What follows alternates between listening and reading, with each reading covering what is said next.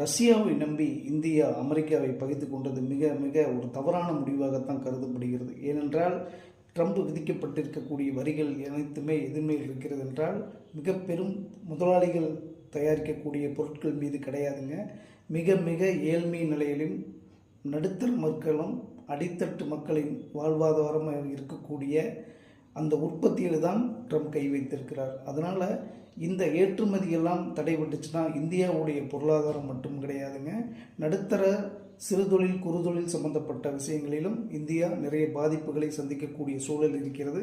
ஆனால் இதை எதிர்கொள்வதற்கு மாற்று வழிகளே நிச்சயமாக இந்தியா முன்னே ஏற்பாடு செய்துவிட்டது என்பதுதான் நாம் தெரிந்து கொள்ள வேண்டிய ஒரு முக்கியமான விஷயம். ஏனென்றால் இதற்கு முன்பு பல வருடங்களாகவே வெளிநாடு பயணம் மேற்கொண்ட பிரதமர் மோடியின் அந்த நடவடிக்கை அனைத்துமே நீங்கள் பார்த்தீங்கன்னா 3ஆம் உலக நாடுகளுக்கு தான் அவர் பயணம் செய்திருக்கிறார்.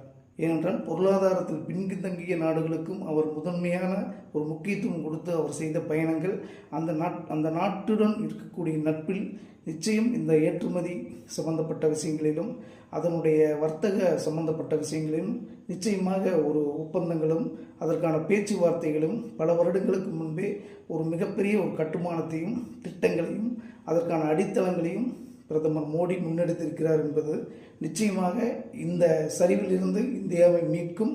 அமெரிக்காவை நாம் எதிர்த்து நின்றாலும் கூட அந்த எதிர்ப்பு நமக்கு மிகப்பெரிய ஒரு பாதிப்பை தற்சமயம் கொடுத்தாலும் கூட வரும் காலங்களில் தன்னிச்சையாக தன்னிறைவாக ஒரு அற்புதமான ஒரு தன் காலில் நிற்கக்கூடிய ஒரு பொருளாதார நிலைக்கு தற்சார்புள்ள நாடாக இந்தியா வரக்கூடிய ஒரு சூழல் இது ஏற்படுத்தி